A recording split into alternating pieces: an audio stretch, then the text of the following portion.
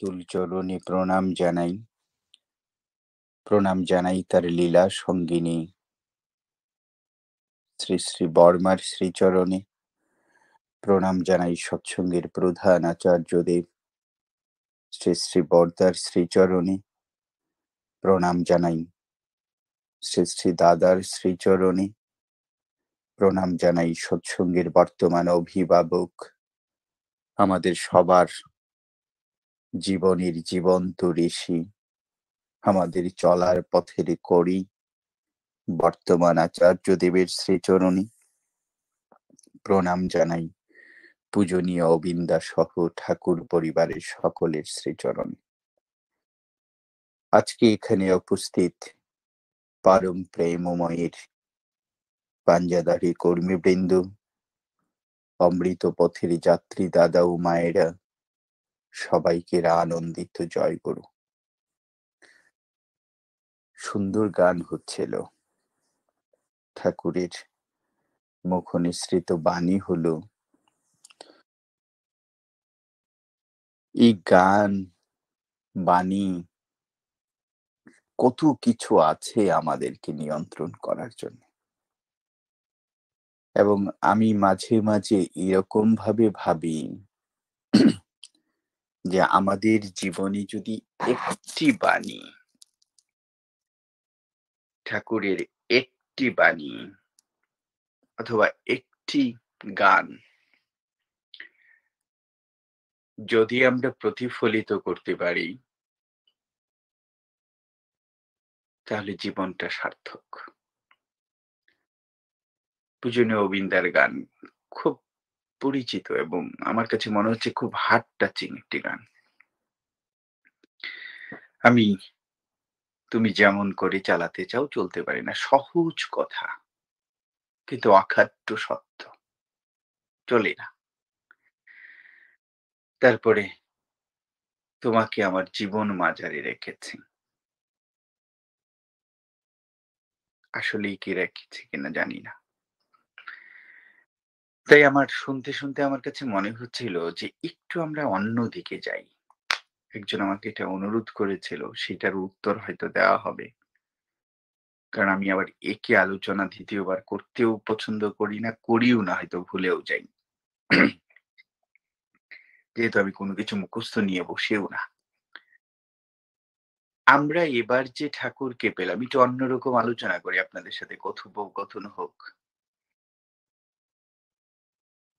যে আমরা যুগে যুগে মুখস্থ কথার মতো ভাবলে হবে না যে ঠাকুর কলিতে সত্য যুগে দাপরে ছিলেন, এবারও এসছে। একটু চিনে ভালোবাসি আমরা ঠাকুরকে, তাহলে কি হবে? যে আমরা যাকে চিনি এবং যাচাই করে ভালোবাসি, সে ভালোবাসা থেকে আমরা বিচ্যুত হই না। আর হুজুগে মেতে যদি আমরা কাউকে ভালোবাসি, তাহলে অনুরাগ যখন কেটে যায়, আমার ভালোবাসাটা মেকি হয়ে যায়। তাই বাবা মা যখন আমাদেরকে বিয়ে দেন, বর্ণ, গোত্র, কুষ্টি কত কিছু বিবেচনা করেন, যেন আমাদের বন্ধনটা থাকে অনাবিল। আমরা যেন একে অপরের হাত ধরে আমরা জীবন পথের পথটা চলে নিতে পারি। সরি, একে অপরের পরিপূরক হই। আর যদি এটা ক্ষণিকের মোহ হতো, বাবা মার এত কথাই বলার দরকার ছিল না, ভালো লেগেছে বিয়ে করে ফেলা। যদিও সেটা এখনকার হয়েও যাচ্ছে, আবার ঠুনকো তাসের ঘরের মতো ভেঙেও যাচ্ছে। কারণ আমরা যদি খুব উপর থেকে চিন্তা করি, আমার বাবাকে আমার মা যতটা শ্রদ্ধা করতেন, এই জগতের নব্য জেনারেশন ততটা স্বামী স্ত্রীর প্রতি শ্রদ্ধা নেই। আগামী প্রজন্ম কি হবে পরম পিতা জানে। কারণ এখানে যাচাই বাছাই কম, লক্ষ্মী খোঁজা কম, স্বামীর বাড়ির ঐতিহ্য খোঁজা কম, এত কিছু খুঁজে এখন আর হয় না। তাই এবার আমরা পরম পিতাকে যদি কারো কথার শুনি, তাকে গ্রহণ করে থাকি, তাহলে বর্তমান আচার্যদেব যেমনটি বলেছে যে ফুলে যখন মধু থাকে প্রজাপতি আসে, মধু যখন ফুরিয়ে যায় তখন প্রজাপতিটাও আসে না। কোন জায়গায় যখন দুটি লোকের দীক্ষা হবে, পবিত্র পানি করবে, ছুটে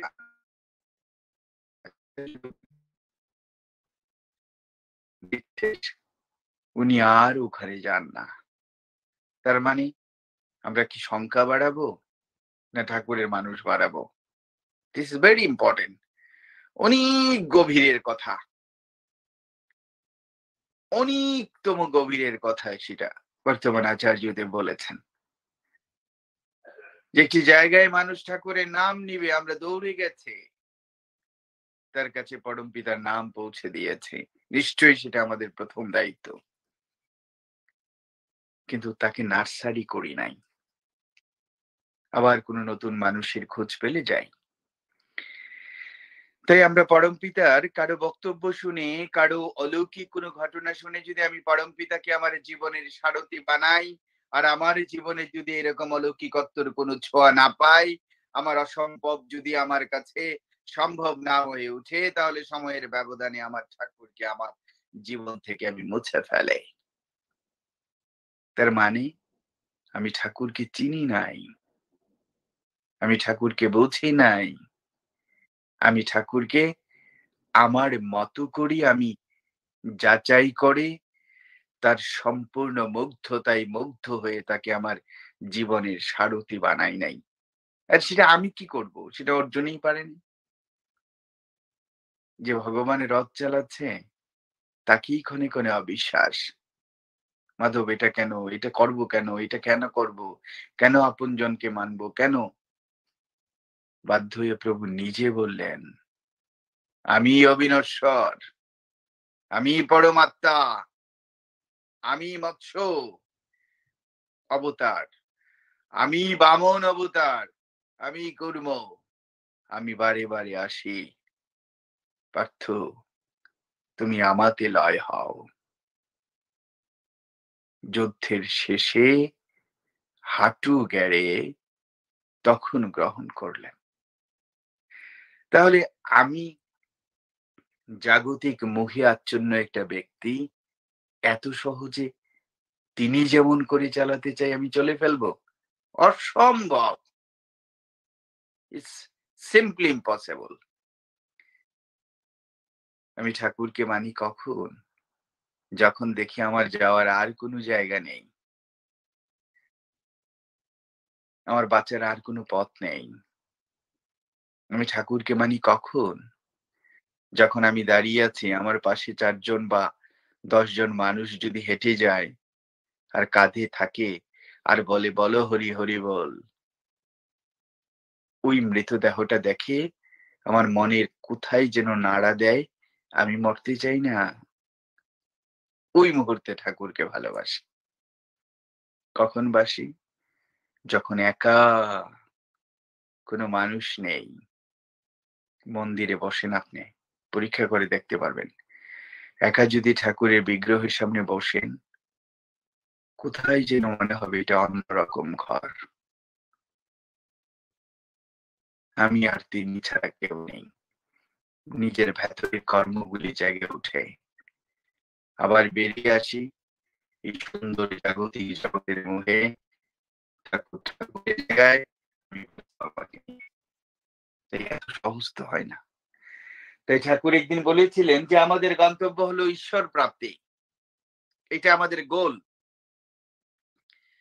এটা আমাদের আল্টিমেট ঠিকানা। আমাদের জীবনের গন্তব্যটা কি? গন্তব্যটা হচ্ছে আমি তাকে পেতে চাই। আমি তার হতে চাই। আমি তার ধামে যেতে চাই। আমি তার চরণ পূজা করে আমি জন্ম জন্মান্তর কাটিয়ে দিতে চাই। আমি আর অন্ধকার জঠরে আসতে চাই না। আসা যাওয়ার খেলা আমি বন্ধ করতে চাই। প্রচন্ড লোভ আছে আমার। এই যে লোভী শব্দগুলি তৈরি করা হয়েছে ধর্মে, যে ঠাকুরকে যদি জীবনের সারথি বানাও তাহলে তার ধামে যাবে। এবং যত পৃথিবীতে সুন্দর শব্দ আছে সবগুলি শব্দ দেওয়া হয়েছে স্বর্গের জন্য। সবচেয়ে খারাপ শব্দগুলি নরকের জন্য রাখা হয়েছে।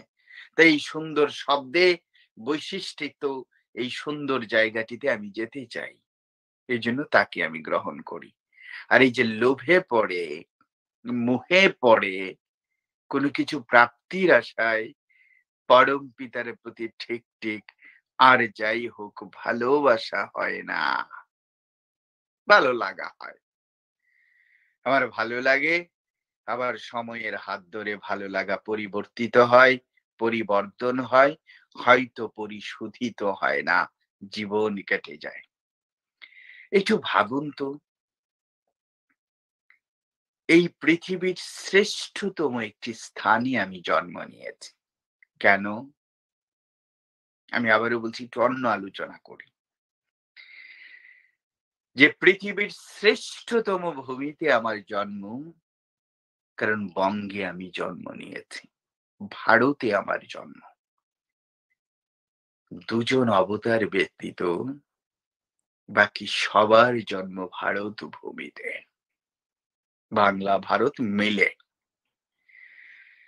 মক্কা আর জেরুজালেমকে যদি আপনারা ছেড়ে দেন, সমস্ত ধর্মের খেলা ভগবান সশরীরে অবতীর্ণ হয়েছে। আপনি যদি বাংলাদেশ থেকে ভারতের পুরাটা ভূমি আপনি হেঁটে যান, কোথাও না কোথাও পরম পিতার পায়ের ছোঁয়া পাবেন। পৃথিবীর অন্য মানুষ বলতে পারে না। বলতে পারে না যে এই ভূমি আমি ঘুরে, ঘুরে আমি ঘুরে বেড়াচ্ছি, আমি তার ছোঁয়া পাচ্ছি। তাহলে কতটা ভাগ্যবান আমি যে আমার পরম পিতা যেখানে জন্ম নিয়েছে। কাজী নজরুল ইসলাম তার গানে বলেছে যে আমি মদিনার পথ হতে চাই। কেন? কারণ আমার প্রিয় নবী হেঁটেছেন এই মদিনার পথে। মা আমিনার পুত্র হাসান হোসেন এই ধুলো নিয়ে খেলেছে। প্রভু, তুমি আমাকে কিচ্ছু দিতে হবে না। তুমি পারো তো আমাকে মদিনার রাস্তা বানিয়ে দাও। দেখেন কি অসাধারণ চাওয়া তার গানে। উনি বলে না যে হে আল্লাহ রাব্বুল আলামিন, আমাকে জান্নাতবাসী করে দাও, আমাকে বেহেশতে পাঠিয়ে দাও। বলছে আমাকে মদিনার রাস্তা বানাও। কারণ তোমার কাবাগরে প্রতি বছর লাখো লাখো মানুষ আসবে। তাদের চরণ ধুলিতে আমার পথে, আমার বুক আল্লাহর জিকির করবে। দিস ইজ কল্ড লাভ। রবীন্দ্রনাথ ঠাকুর বলছেন, এই জীবনে যদি তোমার দেখা না পাই, তাহলে কিচ্ছু পাইনি। আর আমরা তো অন্য কিছু নিয়ে অনেক বড় প্রাপ্তি মনে করি। অনেক বড় প্রাপ্তি মনে করি। রবীন্দ্রনাথ ঠাকুর বলেছে, জীবনে যদি তোমাদের দেখা না পাই, তাহলে আমি অন্য কিচ্ছু পাইনি।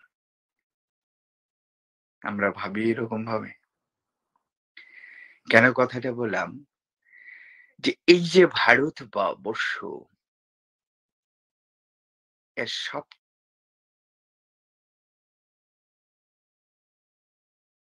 মন্ডল একজন অনুরোধ করেছিলেন এটা শোনার জন্য। আমি যদ্দূর মনে আছে। আমার কোনো দ্বিতীয় বক্তব্য মনেই থাকে না। কোন দিন কি বলে।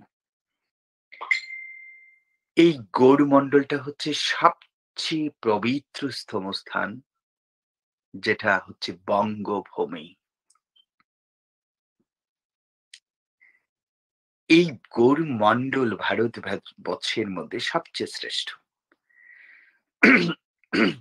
সরি। এই গৌরমণ্ডলের মধ্যে আরো তোর পবিত্রতম স্থান যেটা, সেটাকে আমাদের ধর্মগ্রন্থগুলি বলেছে, সেটা হচ্ছে নবদ্বীপ। খুব পরিচিত শব্দ। ৯টি দ্বীপের সমন্বয়ে গঠিত এই নবদ্বীপ। এই নবদ্বীপের মাঝের যে কেন্দ্রস্থল আছে ধর্মে বলছে, এটার নাম হচ্ছে অন্তর্দ্বীপ। আর অন্তর্দ্বীপেরও উপরের ধাপ, সেটা হচ্ছে শ্রীধাম মায়াপুর। যেখানে শ্রী চৈতন্য মহাপ্রভু, গৌরাঙ্গ মহাপ্রভুর ভক্তরা বিশ্বাস করে প্রভু নিত্য বিরাজমান। ভাবুন কি পবিত্রতম স্থানে আমরা জন্ম লাভ করেছি, যেখানে প্রভু নিত্য বিরাজমান থাকেন। এরকম একটি জায়গায় আমাদের জন্ম। এই যে আমাদের জড় জগৎ আছে, এই যে জড় জগৎ, এর ঊর্ধ্বে রয়েছে চিৎ জগৎ। অনন্ত কোটি ব্রহ্মাণ্ড এই চিৎ সমুদ্রে মিশেছে। অনন্ত কোটি ব্রহ্মাণ্ড। আমরা তো ছোট্ট একটা পৃথিবী নিয়ে ভাবি। ধর্ম কিন্তু এত সহজ না। ঠাকুর বলেছেন, রামকৃষ্ণ পরমহংসদেব এটা বলেছেন। এই অনন্ত কোটি কারণ সাগরের উপরের জায়গাটাকে বলা হচ্ছে এই কারণ সমুদ্র। কারণিক যিনি, সেখান থেকে মানুষ আসেন। তার উপরের যে পবিত্রতম স্থানটি, সেটাকে বলা হচ্ছে মহেশ ধাম, যেখানে দেবাদিদেব মহাদেব অবস্থান করেন। এখনো আমরা ভগবান শ্রীকৃষ্ণকে খুঁজে পাই নাই, এখনো আমরা ঠাকুর পাই নাই। ওই যে উপরের স্থান, আমরা দেবাদিদেব মহাদেবকে আমরা খুঁজে পেলাম, উনি থাকেন। তার উপরের যে জায়গাটি আছে, সেটাকে ধর্ম বলছে বৈকুণ্ঠ ধাম, যেটাকে আমরা যেতে চাই। দেবদেবীরা সেখানে অবস্থান করে, বৈকুণ্ঠ থেকে নেমে আসে, এরকম রূপকথার গল্প আমরা কত কিছু শুনি। ধর্মীয় গল্পই বলেন আর ধর্মীয় শিক্ষণীয় ঠাকুমার জুলি বলেন যে বৈকুণ্ঠে আমরা যেতে চাই। দেবতা মানেই বৈকুণ্ঠ। ঠাকুর বলছে, মনি না, ওখানেও না, তার উপরে আরেকটি জায়গা আছে, যেটা হচ্ছে অযোধ্যা, মথুরা। বৈকুণ্ঠ পার হলাম, তার উপরের জায়গাটিতে গেলাম, সেটা হচ্ছে অযোধ্যা আর মথুরা। তারও উপরে, আরো অনেক উপরে, যে পবিত্রতম কেন্দ্রস্থলটি আছে, সেটা হচ্ছে মথুরা মন্ডল। ওর কেন্দ্রে দুটা বাগ আছে, একটা বৃন্দাবন আর একটা নবদ্বীপ, যেখানে ভগবান শ্রীকৃষ্ণ বৃন্দাবনে লীলা করেছেন। আর নবদ্বীপ আবার ভগবান শ্রীকৃষ্ণের, রাধা কৃষ্ণের মিলিত তনুর নতুন আবির্ভাব। কি অসাধারণ মিল দেখেছেন। ঠাকুর বলেছেন, না, ওখানেও না, তারও উপরে, অনেক উপরে রাধাত স্বামীদাম, 18তম মুকাম। ওখান থেকে এবার তোদের পিতা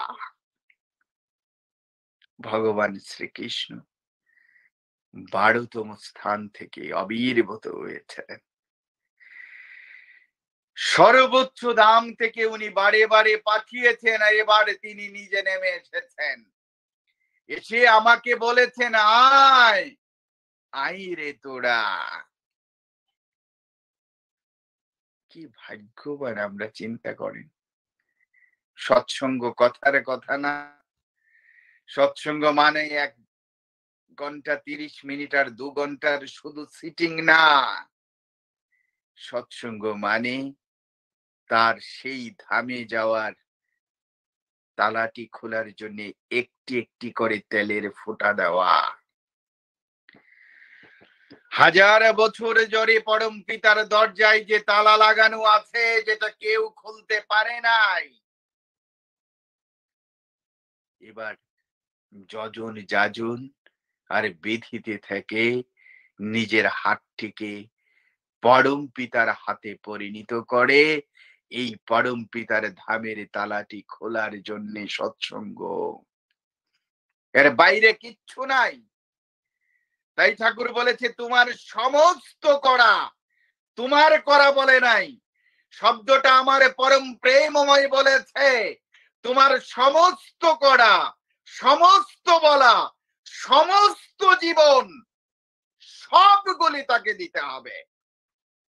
নিয়ে তুমি পরম পুরুষকে প্রতিষ্ঠা করো।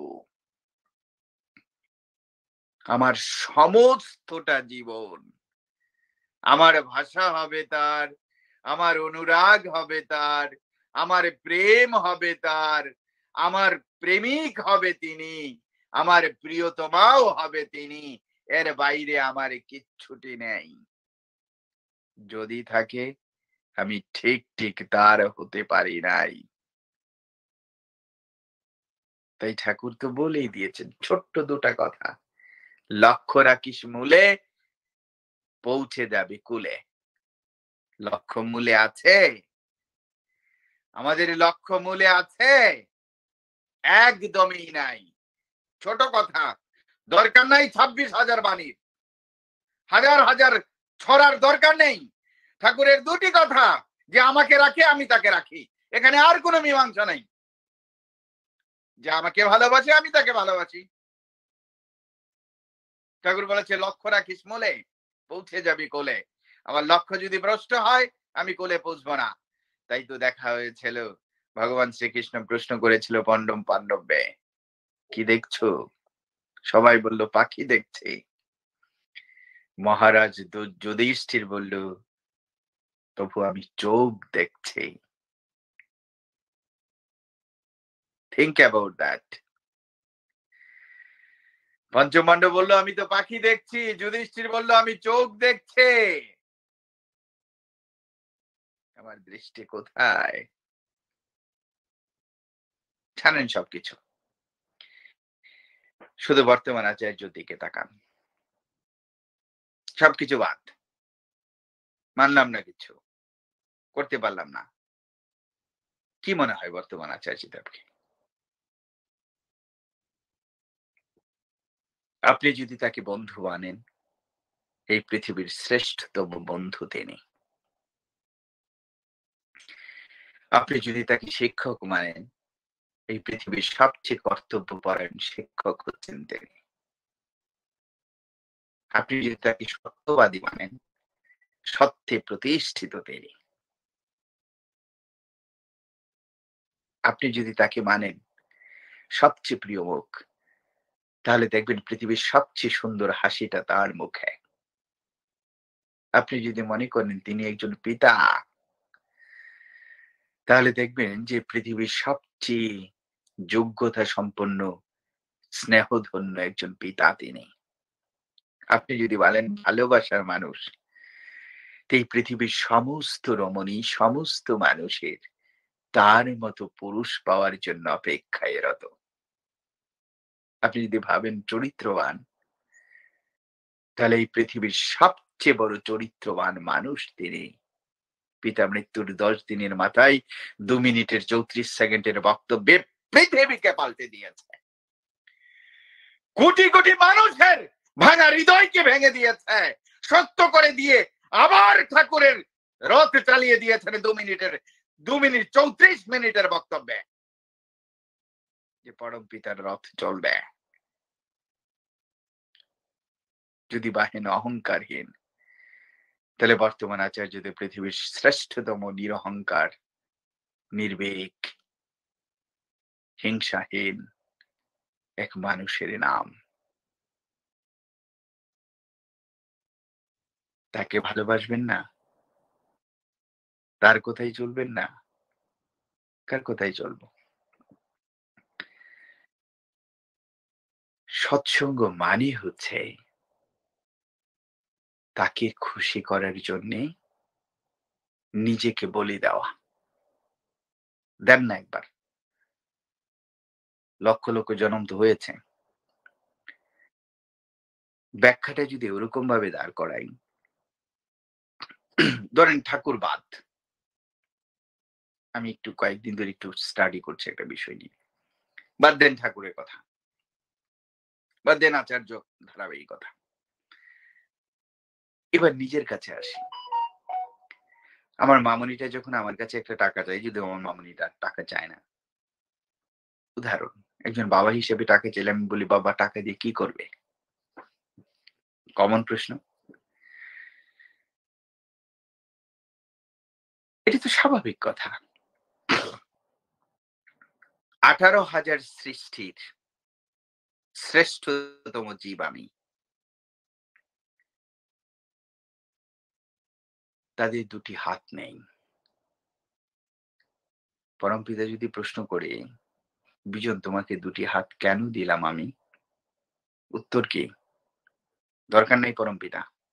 নিজে প্রশ্ন করেন যে, "আমাকে ২ টি হাত দিলেন কেন?"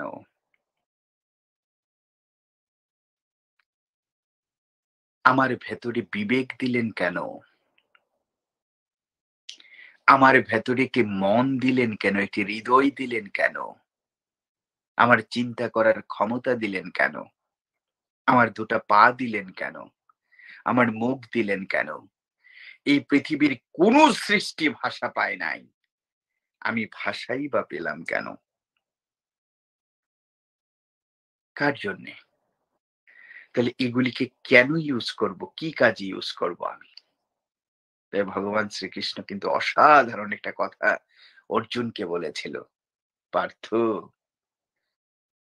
ভালোবাসায় ভরা মুখ, অনুরাগে ভরা দৃষ্টি, সেবায় ভরা হাত, ইষ্টপথে চলা পথ, কৃতজ্ঞতায় নত যেন মাথা, পার্থ আমার খুব প্রিয়।" আহ!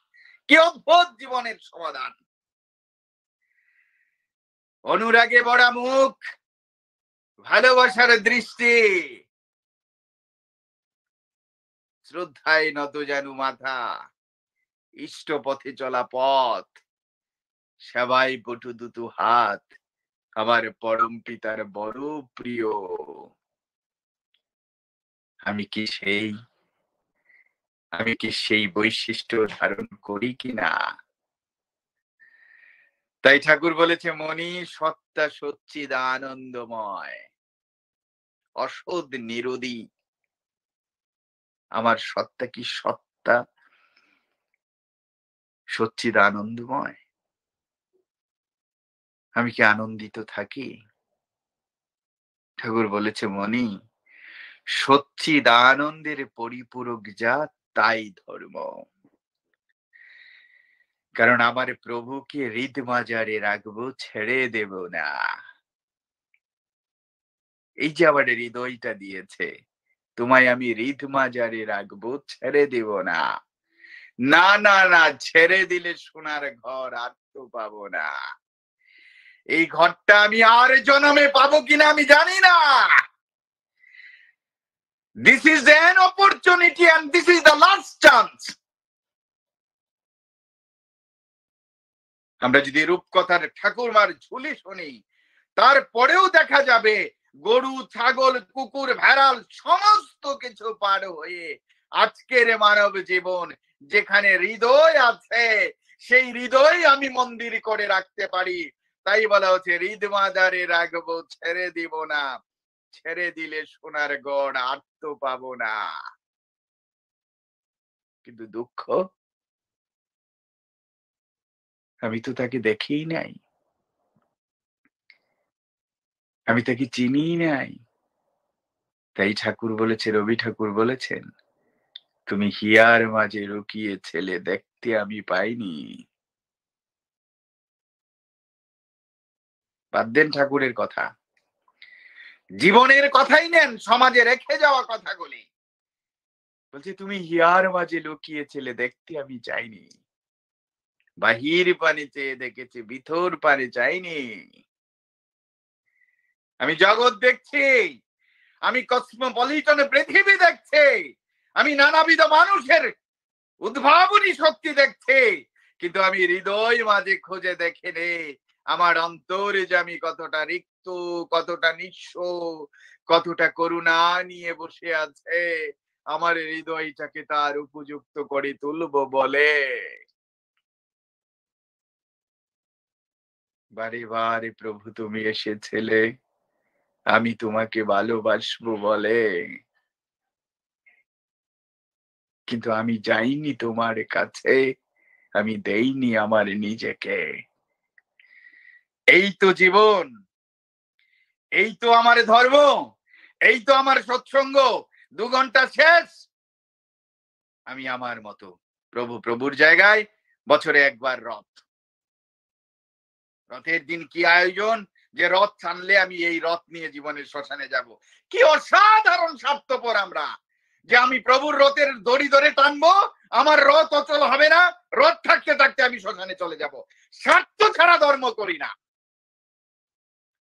স্বার্থ নাই, আমার জীবনে ধর্ম নাই। আমি কিছু পেতে চাই। ঠাকুর কি বললেন? একবার আমাকে ভালোবেসে দেখ, একটি বার আমাকে ভালোবেসে দেখ। যারা এক জন্মে আমাকে ভালোবাসে, আমি জন্ম জন্মান্তর তাদের ভুলি না।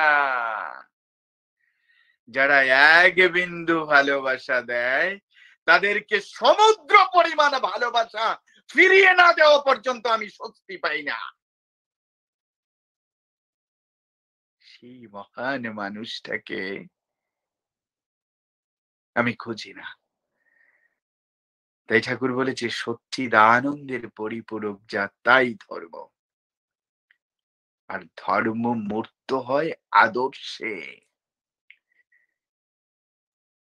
বাঁচা বাড়ার মর্ম যা জানিস, ধর্ম তাই এইগুলি জানি, কিন্তু মূল কথায় আসেন।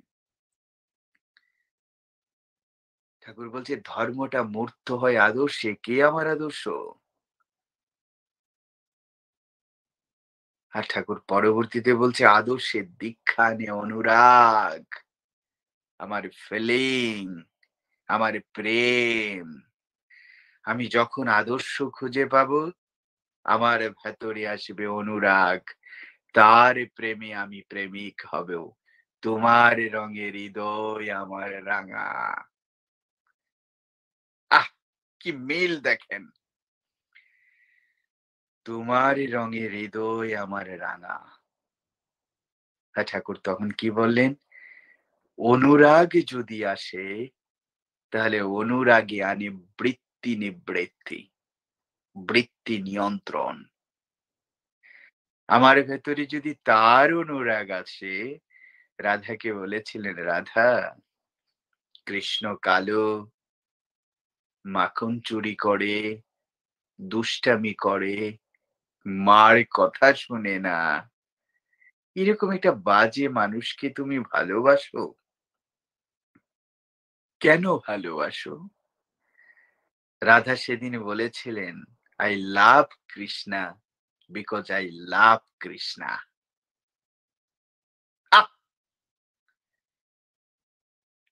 বলছিল যে, বন্ধু, আমি কৃষ্ণকে ভালোবাসি কারণ আমি ভালোবাসি। আমার তার দৈহিক চাহিদা নেই, আমি তার অনুরাগী বেঁধেছে আমাকে। তাই রাধা যেদিন কৃষ্ণ বিরহে ঘরে যায় না, সখীরা বলেছিল আমি বেঁধে নিয়ে যাব। রাধা বলেছিল, সখী তোরা আমার হাত বাঁধবি, পা বাঁধবি, মন বাঁধবি কিসে? আর মনও যদি বাঁধতে পারিস, অনুরাগ বাঁধবি কিসে? আমার সেই অনুরাগ আছে তো। আর যখন আমার বৃত্তি নিয়ন্ত্রণ হয়, ঠাকুর বলেন, বৃত্তি নিয়ন্ত্রণ আনে ধৃতি, দৃঢ়তা, যে আমার জীবনে তোমাকে প্রতিষ্ঠা করাই আমার জীবনের যজ্ঞ। আমরা পূজায় একটি যজ্ঞের কলা খাবার জন্য কত পাগল। যে মায়ের মেয়ে হয়েছে পাগল হয়ে যায় কলা খাইলে ছেলে হবে। আর আমার জীবনের প্রভুর যজ্ঞ প্রতিদিন সকালে করি, সেই যজ্ঞ নিয়ে এত ব্যস্ত হই না। যজ্ঞের কলা, আমি দেখেছি কি বিশ্রী গন্ধ হয় কলার। কিন্তু যজ্ঞের কলা খাওয়ার জন্য কত পাগল। আহ! ধর্ম। তারপরে ঠাকুর বলছে এই বৃত্তি আনে সহানুভূতি। আমি যখন বৃত্তিকে আমার নিয়ন্ত্রণ করব, তখন সবাই হবে এক এবং অভিন্ন। হিন্দু, বৌদ্ধ, খ্রিস্টান, ইহুদি, সাঁওতাল, কনফুসিয়াস, চারবাকচালা সমস্ত মানুষ এক আমার কাছে। কারণ ঠাকুর বলেছে মানুষ আপন বলে নাই, হিন্দু আপন মুসলমান পর। আমার ভেতরে যখন বৃত্তি নিয়ন্ত্রিত হবে, আমার ভেতরে জন্ম নিবে সহানুভূতি। যেখানেই মানুষ, যেখানেই প্রাণী, যেখানেই পিপীলিকা, সেখানেই প্রেম, তাদের প্রতি অনুরাগ। তাই কোন ছাগল বলি হয়ে এক মার সামনে জিভ বের করে ম্যাঁ ম্যাঁ করবে না। আমি গলা কেটে রক্ত ঝরাবো না। আমি এক মাকে বলি দিয়ে অন্য মাকে খুশি করব না। একদমই করব না। কোন দরকার নাই মাছ মাংস ছাড়ার। আমি কাউকে বলি না আজ পর্যন্ত। আগে অনুরাগী হন, আগে বৃত্তি নিয়ন্ত্রণ হোক। তারপরে দেখেন ওরা আপনাকে ছেড়ে কত যুজন মাইল দূরে চলে যায়।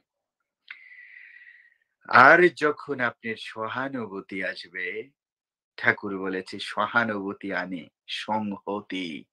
তখন পৃথিবী হবে শান্ত, আমরা সবাই এক, কোনো দ্বন্দ্ব নেই। কনফ্লিক্টলেস ওয়ার্ল্ড। দেখেন ঠাকুরের ভবিষ্যৎবাণী।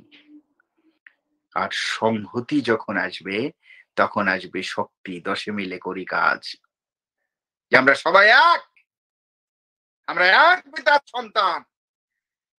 তাই ঠাকুর বলেছে মত মাতাতে মত্ত হয়ে দুটি লোকে ইষ্ট নেশায় চলে যদি দক্ষ ঢালে রুখবে কে তাই ভর দুনিয়ায়।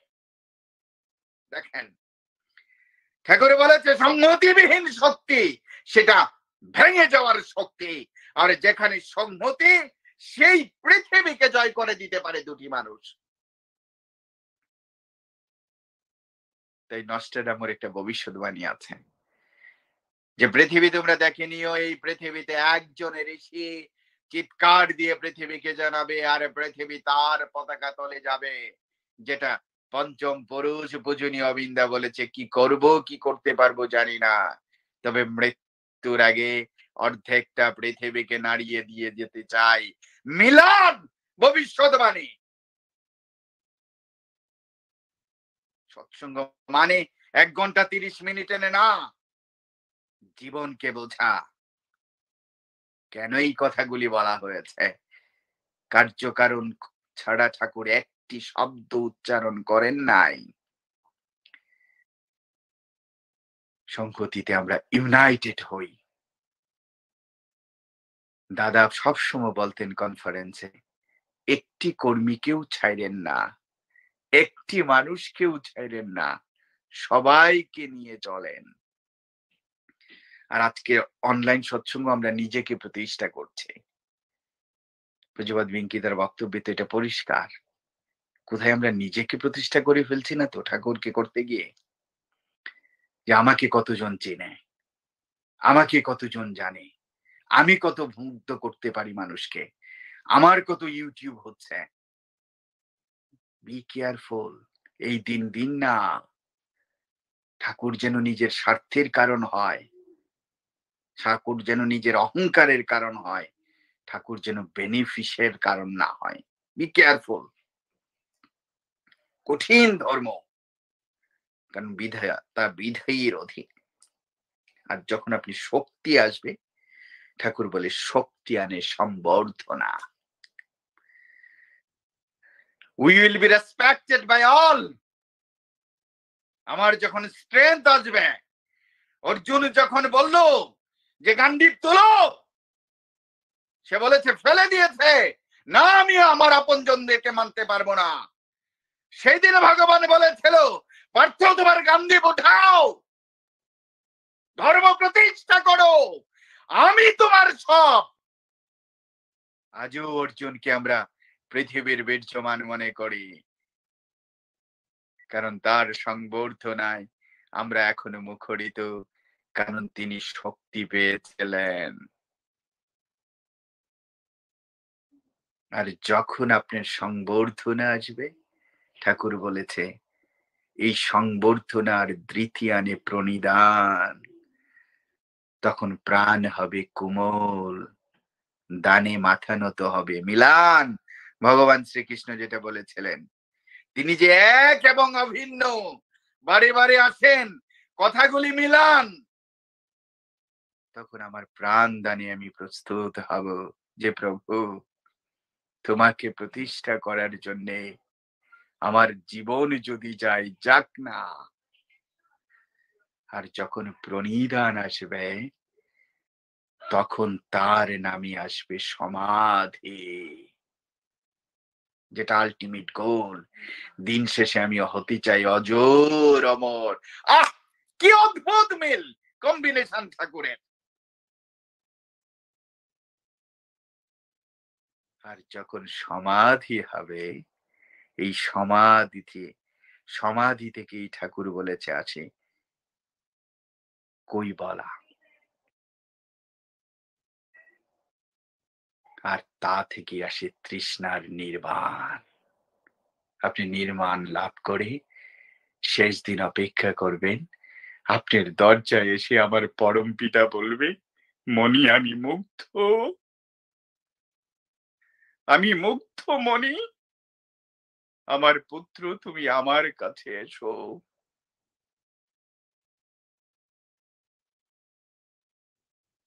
আপনারা ভালো থাকবেন, পরম পিতার কোলে থাকবেন। জয় গুরু সবাইকে। জয় গুরুদা, জয় গুরু।